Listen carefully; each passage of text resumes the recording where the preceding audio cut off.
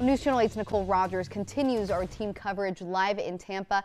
Nicole, the Coast Guard is one of the agencies investigating this crash, and you spoke with a captain who explained some of the agency's safety protocols. So what did you learn from that?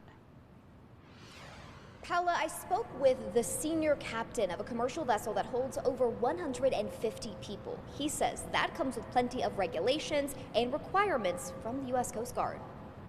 Mayday, mayday, mayday. There's been a boat collision, the Clearwater ferry. The U.S. Coast Guard releasing the recording of a Clearwater ferry crew member hailing the Coast Guard with a mayday call. Underneath the Clearwater Memorial Causeway, the Clearwater ferry is adrift.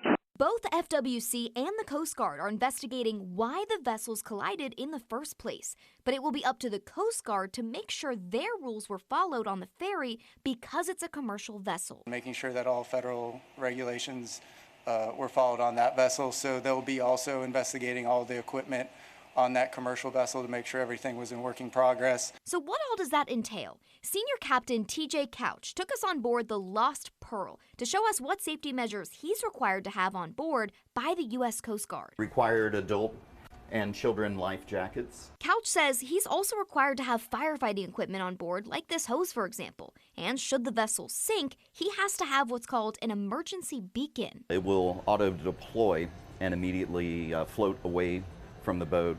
It's tethered to the boat, and it transmits the location of the boat. Couch says the Coast Guard not only requires each of these safety measures, but comes on board his vessel every so often to make sure he's following those rules. There are annual inspections that take place where everything is verified, and every other year in the case of passenger vessels, the vessel has to come out of the water and have its hull inspected by the Coast Guard.